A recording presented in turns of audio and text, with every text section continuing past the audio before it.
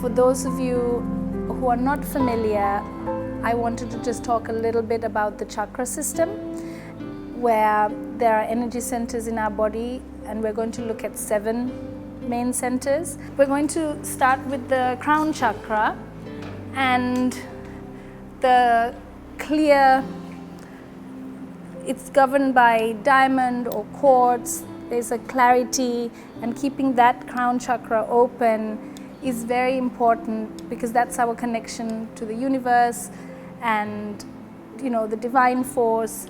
So what we choose to wear that represents that clear stone is important for headaches, thought processes. It has a lot of bearing on how we see the world. Our third eye, which is here between the eyebrows, is controlled by the color purple. So we use the amethyst when we're working with that energy a lot. So you could use the amethyst, you could place it on the third eye itself, or you can even drink it in some water in order to relieve, like, say, sinus pressures that you get sometimes, and our fear of the future, because it's from our third eye that we can see ahead, and that fear and not following our gut instinct sometimes causes a block. So the working with amethyst helps us to release that.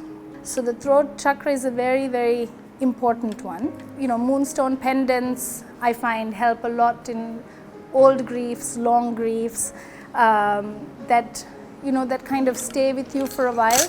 We can always use it either placing it on the throat, or we can use it in a homeopathic dose where we put it into water and we take just like 1 drop.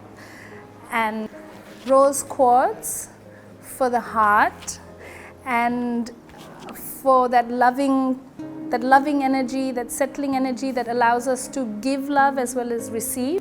You can also, for the heart, we use either the color like a pale pink, or also a pale green like a jade or fluorite. And again, I would say those are nice pendants to have if you had it like on a long chain, because it sits there on the heart and really calms down that anxiety in the heart or the block in the heart. And we use it also often as a drink. The sacral chakra, where our creativity sits, where our desires sit, our connections with other people and relationships, and that is a perfect blend between the root chakra and the solar plexus. So it's an orange color, and there's a fire. So imagine that that is the fire that drives you, and that fire we must really stoke and look after and not allow it to get hurt. Our root chakra, which is controlled by the color red, energizes the whole system, the skeletal system, the blood system, and that's our energy base. So when I work with older patients or geriatric patients, the color red is important to just give them that energy. But if you're feeling low, wearing red stones will pick you up very quickly. But if you're going into a very heated argument, you might not want to go in with the red stone. You might want to go in with the rose quartz or something cooler, so that you can bring in that gentleness. Otherwise, you might find that the aggression is just coming, and you didn't know where it came from.